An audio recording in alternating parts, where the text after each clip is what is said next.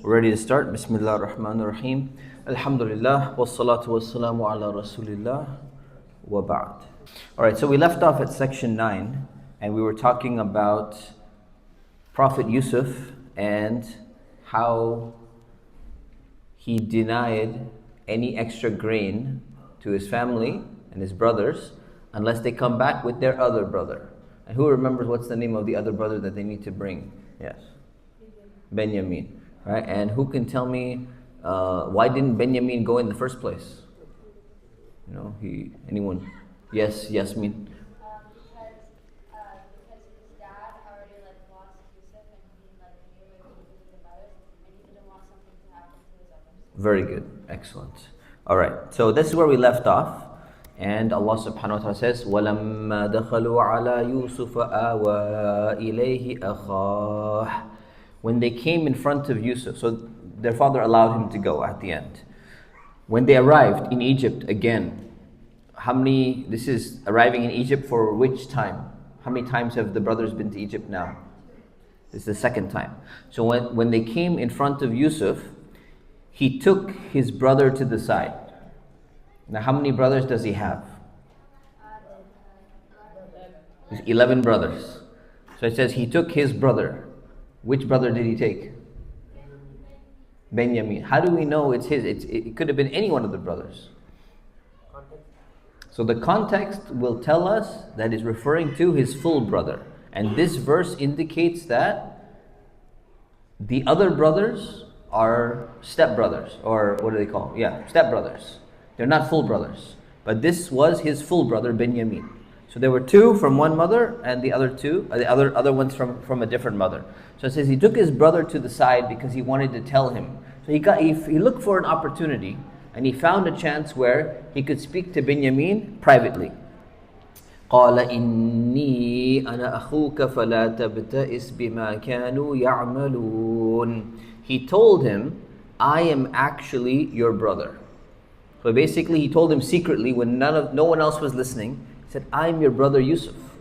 He said, do not be bothered about what they have been doing. So what does that mean, don't be bothered about what they've been doing? He's talking about the brothers, the stepbrothers. So our stepbrothers have been really bad to us. And they got rid of me. And he told them, they had a long conversation, and he told them everything that they had done. And why had they done that? Imagine what they did to Yusuf out of envy, out of jealousy. They must have been treating Benjamin very badly as well. So he's telling him, don't worry about it. Because all the bad things that they've been doing out of their jealousy, number one, I'm safe. You don't need to worry. Number two, I have a plan. So just wait and watch. And not only does he have a plan, what's his role, what's his position, what's his status right now? He's the chief minister of Egypt. He's in a very powerful position. So imagine Benjamin doesn't know any of this and he just finds out. And so Yusuf is like, don't worry, bro. Everything's going to be fine. I got a whole plan. I've been alive this whole time. Everything's going to be fine. Don't worry about anything. So now Benjamin is feeling great. So happy to see his brother, but it's going to remain a secret for now. He's not going to tell him. He has a plan. فَلَمَّا جَهَّزَهُمْ بِجَهَازِهِمْ جَعَلَ السِّقَايَةَ فِي رَحْلِ أَخِيهِ. When Yusuf had provided them with their food supplies, and they were about to leave, he put the cup into his brother's bag.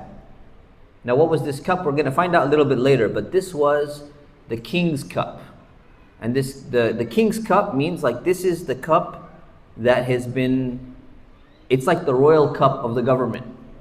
It's like probably made of gold or silver, something very precious, and it's a sign. It represents the civilization of Egypt. It represents the empire of Egypt. So this is a very valuable thing. If someone were to steal this, it'd be a really big deal. So Yusuf went, and he secretly, obviously he didn't do it himself. He has a bunch of people working for him. Any one of these could do it for him. So he secretly went and put the king's cup inside his brother's bag. Which brother? Benjamin, his full brother, right? So his workers were loading their bags. And he went and he had this tactic all set up. Now this is the thing, if you think about it, he's in a position of authority and power. And of course, he has a good reason for doing this. He's not trying to cause any harm to his brother. But people who are in a position of power, they can easily abuse that power. Because you don't know what happened. If you go through an airport one day and your bags are taken in the back, anyone who doesn't really like you or something, they could just secretly plant something into your suitcase and say, look, we found drugs. Look, we found this, we found that. And that happens. That actually happens in a lot of places in the world. Right? So Yusuf has this power and this authority. So what does he do? He uses that for a good objective though. And he goes and he puts the king's cup secretly into the bag of his brother Benjamin. ثم أذن مؤذن أيتها العير إنكم لسارقون. Then someone shouted out, people of the caravan, you are thieves. So again, remember, this is like a summary. Fast forward, these people worked for Yusuf. He sent them out and said, you know what, we're missing the king's cup. It must belong to those people who are leaving right now. So you need to go find out who they are. So we had some messenger go, shout out, hey guys, caravan, stop. One of you has stolen the king's cup. So you guys are thieves. You better not continue your journey right now. Our police are on the way, we're going to start searching. So then the police arrive, or before they arrive, قالوا وأقبلوا عليهم ماذا تفقدون. They turned around and they asked, what are you missing? So this is the brothers, and the whole caravan stopped for a while because they need to search. قالوا نفقد صواع الملك. They replied, we have lost the king's cup. So these are the police that went out. They went and they're investigating and they said, hey, the king's cup is missing. Now, why would Yusuf have the king's cup? Yusuf doesn't drink alcohol, and this is not the king's cup that he is using just to drink. This was the king's cup that was being used to measure the grain, and therefore it was in the place where the brothers arrived because they were there to get grain. So it makes sense that they're potential suspects because that's exactly where they were, and now all of a sudden this special cup is missing, right? And they're doing this out of, you can imagine this is like the royal cup. It represents Egypt. Egypt has grain stored up. Nobody else has grain. And the government administration of Egypt is doing the distribution officially. So it gives a sense of importance to what's happening because they have the rations. Nobody else has these rations of grain. وَلِمَنْ جَاءَ بِهِ حِمْلُ بَعِيرٍ. And whoever brings it will be given a camel load. Meaning you get a camel load of extra grain as a reward if any one of you can find out which person stole the king's cup. So now you have, number one, we talked about this carrot and the stick idea before. You threaten people and you reward people. That's the way human beings work. Even paradise and hellfire. There's a reward and there's a threat to make sure that you're doing what you're supposed to be doing in life. So first comes the threat. You're a bunch of thieves. Stop. How dare you steal the king's cup? And then everyone's scared. And they say, but anyone who can find it, you get an extra reward. So we want to know who exactly stole it. So you get an extra camel load of grain. So now people are interested and they say, oh, I want to find out who did this. وَأَنَا بِهِ زَعِيمٌ. I give my personal guarantee for that. So now if you look, it's kind of, if you read very carefully into these things, that's where you need tafsir. In the beginning it says they. So it's a group of people who are talking, the police. And then at the end it says, I give my personal guarantee. So some of the scholars, people ask, they say, who's talking now? Who is the I? So this could potentially be Prophet Yusuf because he had given the command and the order to the police of the reward that's going to be offered. Or it could be one of the police officers that is speaking and saying, I am going to give you, as the chief police officer or whatever, I'm going to give you my personal guarantee. So they feel good and they say, you know what, this is not like, it's not a fake reward. Sometimes people offer a fake reward, If you do your homework, I'm going to take you to Legoland. And then your homework is done and you're like, yeah, we're too busy, we don't have time. Legoland is kind of far and I'm just going to skip it. So the reward doesn't happen. But when you take it seriously, you say, no, I give you my personal promise that this is going to happen. We're not going to cancel this. I'm not just saying this out of, quickly. It's very, very different. So he says, وَأَنَا بِهِ زَعِيمٌ. I will give you my personal guarantee for that. Whether it's Yusuf or the police officer, it doesn't matter. Their guarantee means something. So now they're enticed. قَالُوا تَاللَّهِ لَقَدْ عَلِمْتُم مَّا جِئْنَا لِنُفْسِدَ فِي الْأَرْضِ. They said, the brothers are speaking, said, we swear by Allah that you know we didn't come to cause trouble in the land. Like we didn't come here to Egypt to cause trouble. So why would they think that? Is because basically they're saying, look, you've seen us before. This is not the first time we came. We've been nice. Our behavior has been good. We haven't done anything wrong. Just look at us, the way we behave and the way we act. We're respectable, honorable people. Why would we come to cause any problems? You don't have any indication that we've done anything wrong or we're the type of people that do anything wrong. Because they dress nicely. These are children of prophets too. Prophets actually. They dressed nicely. They had good manners. Even though they did some really bad stuff, outwardly they still had dignity. And they probably weren't looking like they were causing any trouble. At least not for anyone else. Just their jealousy was the problem. وَمَا كُنَّا سَارِقِينَ. And we're not thieves. We did not steal anything. So I want you to focus here. Look how confident the brothers are in all of them. They're so confidently, they're like, look at us, we're not bad people. We would never steal. None of us would ever steal. So confident in what they're saying. And then, قَالُوا فَمَا جَزَاؤُهُ إِن كُنتُمْ كَاذِبِينَ. They asked, so the police asked, what should be his punishment if you're lying? Meaning, if one of you actually did it, what should be the punishment of the person who's found guilty, who stole the cup? So this was all part of Yusuf's plan, by the way. Because what kind of police ask, what kind of punishment do you want? If you're speeding and you get pulled over, it's like, I'm gonna check my radar, okay? If you were really speeding, how much ticket should I give you? What should the amount be? Nobody asks you that question. So this is all part of Yusuf's plan because he has a reason why he's going to see what kind of punishment they want. قالوا جزاؤه من وجد في رحله فهو جزاؤه. They responded, they said, in whoever's bag it's found, he himself will be the punishment. Meaning, by becoming a slave. That person, whoever stole it, they're going to become a slave to the person that they stole from. And who did he steal from? So it's the king's cup, but who's in charge of the cup? Who's using it to measure? Yusuf. So he's saying whoever they stole from, which was Yusuf, that person will end up being a slave and a servant that's going to be serving Yusuf because he's the chief minister. كَذَلِكَ نَجْزِي الظَّالِمِينَ. That is how we punish the criminals. So basically they're coming from a different land. Which land are they coming from? Who remembers? Yasmin. Canaan. Yes, exactly. So they're coming from a different land. So they have different laws. Egypt has different laws. Canaan has different laws. So they said, this is how we punish criminals who steal in our land. If you steal, what happened at that time? You become a slave to the person that you stole from, and you gotta maybe work off a number of years for stealing or something like that, without compensation.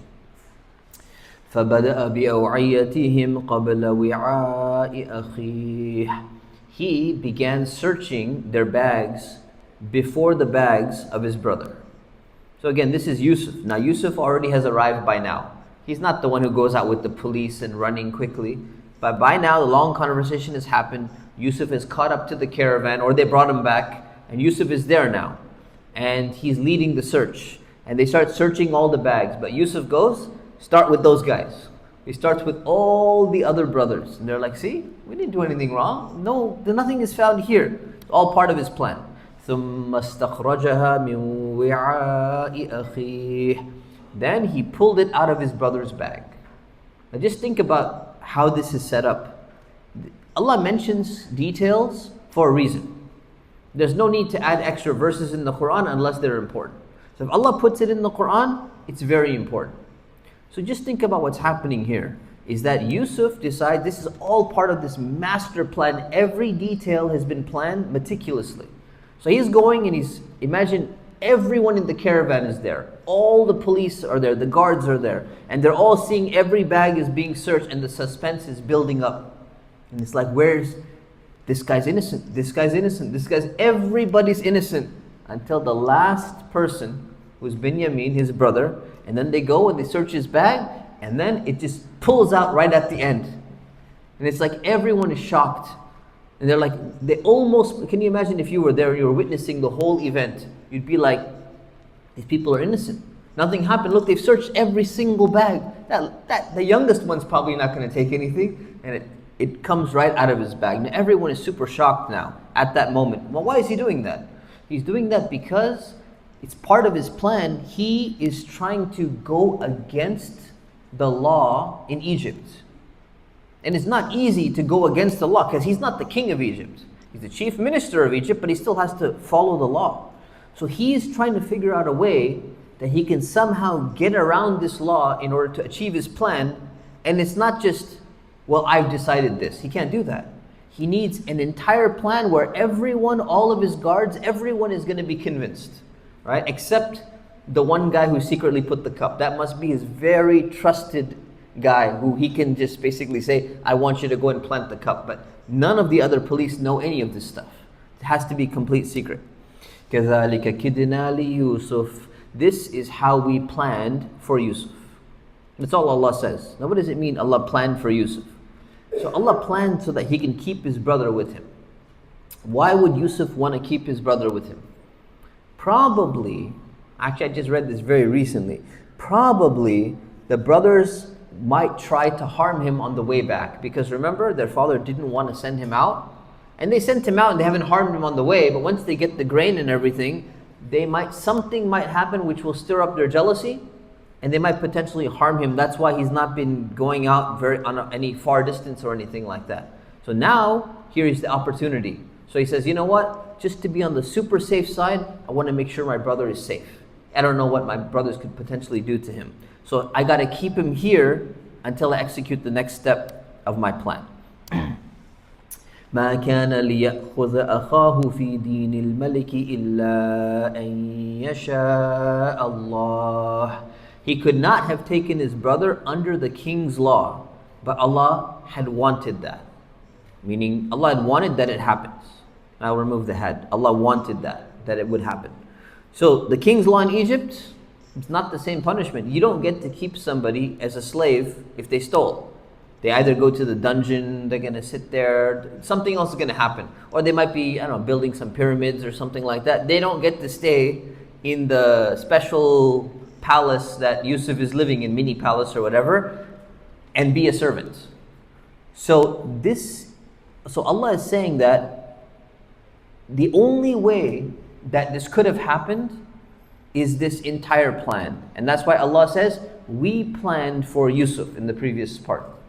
So who actually did the plan? Yusuf did the plan. Yusuf made the plan. Of course, maybe Allah revealed something to him or something, but Yusuf made the plan. But who allowed the plan to be executed properly and show results? It's Allah. And that's a very important reminder. Sometimes we have the best plan. Like, I've planned everything in detail. I'm going to go here. I'm going to buy this. I'm going to sell this. This is going to happen. I'm going to go meet this person. Everything is master planned. And you're like, this is bound to be a successful mission, whatever your mission is. And then all of a sudden, something messes up. Your car breaks down. There's traffic. The other person doesn't show up. Somebody gets sick. The stock market crashes. Something happens. Whatever plan you're making in life, you plan every detail. It looks like everything's going to succeed. And then Allah does not allow it to succeed. Even though you did everything right. You study for the exam. You do all of this stuff. And then all of a sudden, questions that weren't even in the study practice, they end up on the exam. You did everything right. And you won't be successful. You need the help of Allah. And that's why Allah subhanahu wa ta'ala is saying right here, كَذَلِكَ كِدْنَا لِيُوسُفَ. We planned or we plotted for Yusuf. Yusuf did the work, but Allah attributes the success back to him because he's in absolute control of everything. Yusuf could execute a master plan and none of it would have worked if it wasn't for the help from Allah. And that's the way everything is in life. نَرْفَعُ دَرَجَاتٍ مَّن نَشَاءُ. We raise in rank whoever we want. Like Yusuf. Look at the ranks that he's climbed up. He's chief minister. And he's not just, sometimes you'll think, okay, well, being in a position of power, does that mean that Allah raised you in rank? If you're an honest and pious and righteous leader in a position of authority, then Allah has blessed you. If you're a corrupt liar and you're put in a position of authority, then Allah is testing you. Doesn't mean Allah has blessed you. But in this case, we can raise in rank whoever we want, the way that Yusuf has been raised in rank. وَفَوْقَ كُلِّ ذِي عِلْمٍ عَلِيمٍ. Above every knowledgeable person is someone more knowledgeable. And of course, Allah is above everyone. Now this is a beautiful part of the statement, and this is something that many scholars, they say you should just memorize. Especially if you're somebody who's trying to learn Islam, you're trying to study. This is a verse of humility. This part reminds you to be humble always. No matter how much you learn, no matter how smart you are, no matter how well you plan, there's always going to be someone who's more knowledgeable than you, who's wiser than you, who knows more than you. There'll always be that. So above Yusuf, there's somebody else. Above somebody else, there's somebody else. There's Angel Jibreel. There's Allah subhanahu wa ta'ala, the most knowledgeable. So this is a reminder that everyone should be humble and not think they're the best. Because the moment you start thinking, I'm so good, I'm this, I'm that, you need a lesson in humility. So Allah reminds us of this. وَفَوْقَ كُلِّ ذِي عِلْمٍ عَلِيمٍ. Above every person of knowledge is somebody who has more knowledge. قالوا إن يسرق فقد سرق أخ له من قبل. They said, so the brothers, they said, because they wanted to distance themselves. Now imagine, they were so confident, none of us would ever steal. Now they're embarrassed. So what do? They found out that Benjamin is guilty. And remember, do they like Benjamin anyways? No, they're jealous of him and they were jealous of Yusuf. So now they want to distance themselves from him. They'd be like, this guy, okay, we need to, as we say, throw him under the bus. Right? Throwing someone under the bus means that you get somebody else in trouble to save yourself. And you make it worse for them. So that's what they want to do. They want to throw Benjamin under the bus and distance themselves from any blame. And they said, oh, well, if he stole, this Benjamin guy, so did his brother before. Meaning his full brother. So now they're like, oh, we're only half brothers actually. We're not even real brothers. His other brother, his real brother from his same mom, he stole too. So basically they're like, we're actually not surprised. So sad, these two brothers, they're such a problem. Both of them had stolen too. Now he stole and his red brothers had stolen. Now where are they getting this from? Where did Yusuf steal? It's not mentioned anywhere in the Quran. It's not mentioned anywhere in Hadith. But either this was a rumor that they heard. When they were young, they heard something about, Yusuf did something bad or stole. And they believed the rumor without even fact checking it. As many people do. Rumors and gossip, most people believe it. And they don't investigate. Now the thing is, you can't investigate everything.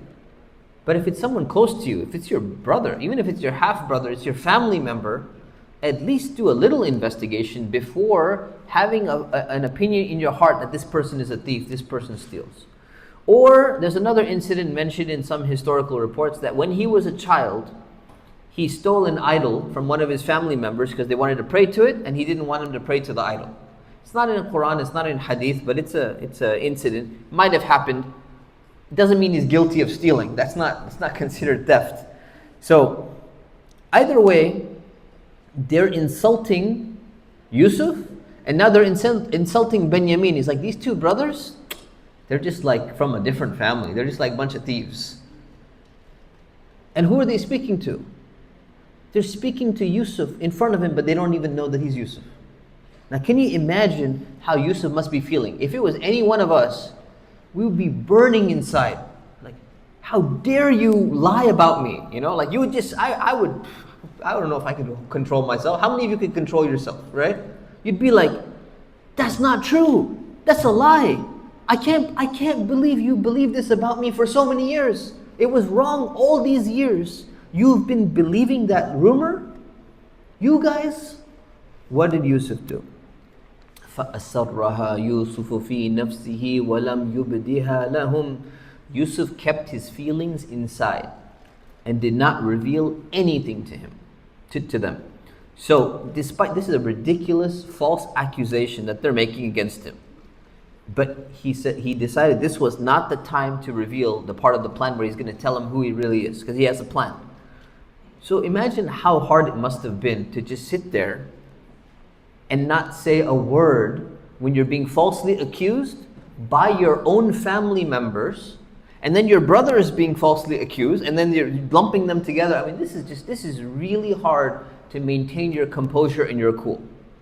And that's why Yusuf did what every person would do if they're trying to be patient and they're holding it inside and they're burning inside. What a lot of people do is they'll start using bad language or cussing or something like that. But self-talk happens. So what does Yusuf say? He says to himself, قَالَ أَنْتُمْ شَرٌّ مَكَانًا. He's saying to himself, because he's not going to tell them yet. He's saying, you are the ones in a status of evil. Meaning, it's not us, it's not me, and it's not my brother. All the bad things that you've done, how can you try to say that Yusuf, his brother, which is himself, and him, how can you say that they're bad because they stole or whatever, even though it's not true? What are the bad things that you guys have done in your life? So if anyone was supposed to be embarrassed about their behavior, it should be you guys. But he can't say this out loud. So he's talking to himself. He's basically like talking to them in his mind. He's like, you guys are the ones who should be embarrassed about your behavior. Wallahu a'lamu bima tasifun. And Allah fully knows what you claim.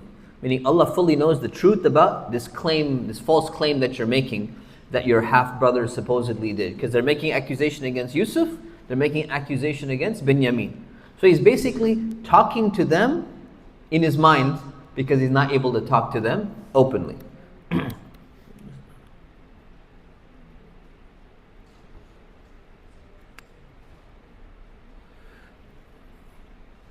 Okay, that's a messed up script, but anyways. قالوا يا أيها العزيز إن له أبا شيخا كبيرا فخذ أحدنا مكانه. So they said, Chief Minister, he has a very old father. So take one of us instead. Meaning take one of us as a slave instead of Benjamin. Because now who's most likely making this statement? It says they said, but it was probably one person's idea.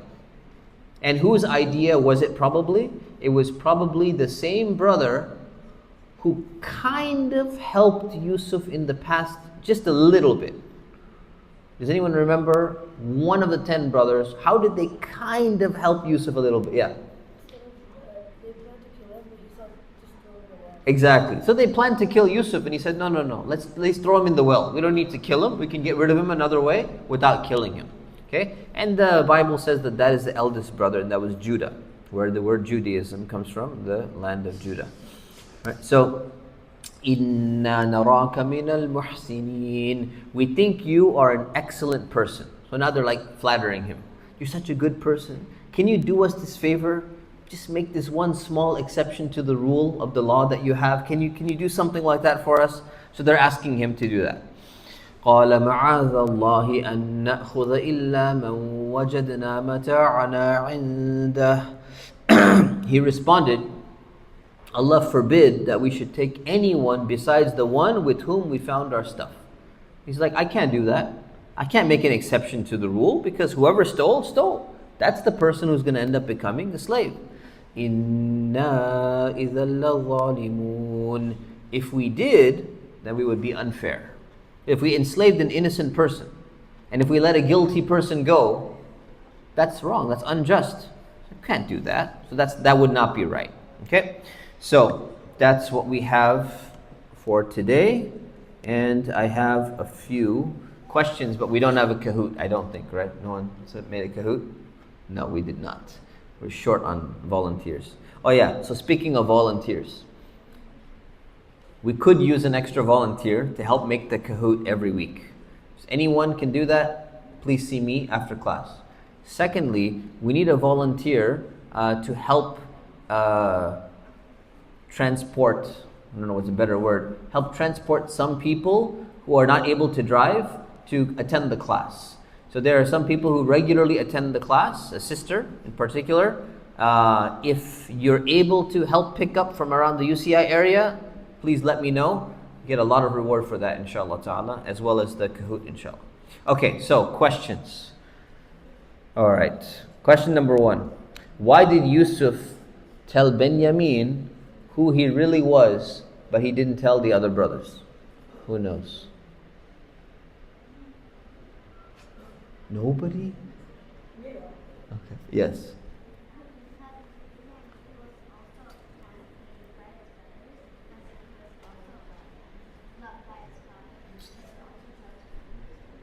Okay, so because he was also kind of hated by the other brothers, so Yusuf and Benjamin are in a similar boat. That's almost half the answer. Something more to it though. Why would he tell him? Yasmin, go ahead. Because before Yusuf put the cup in his bag, he needed to tell Benjamin so he didn't get scared. Exactly. He needed to tell Benjamin before he put the cup. Otherwise, he gets scared. He'd be like, "Well, what happened? I didn't steal." Like the police are arresting him. So he needed to tell him in advance. Very good. All right. Question number 2. Why did Benjamin steal the special cup?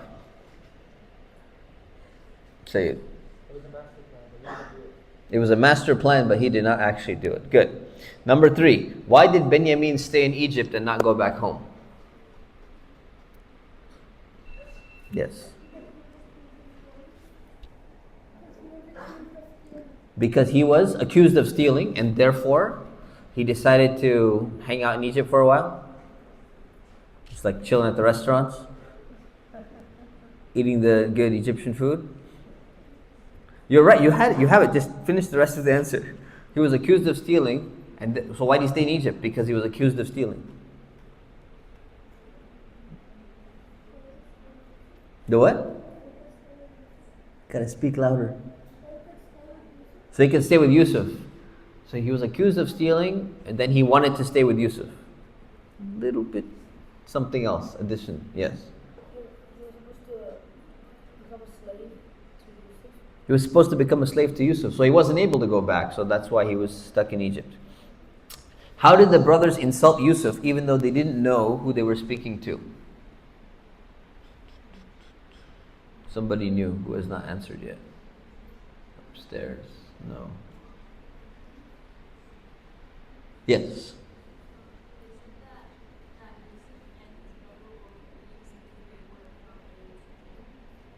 Yes, they said that Yusuf and his brother were both thieves from the same mother. Good. And how did Yusuf respond when his brothers asked for one of them to be taken as a slave instead of Benjamin? Last question. Hold on. Somebody knew who was not answered. Yes. Why did he refuse? Why? What was his explanation? Why? Okay. So it's not about justice. We can only do what's right. Good. Very good. That's it. Any questions before we end? Yes.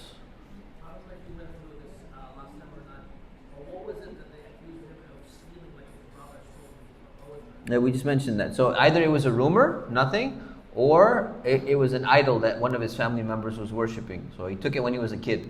He didn't want him to pray to it, so he took it away. That's it.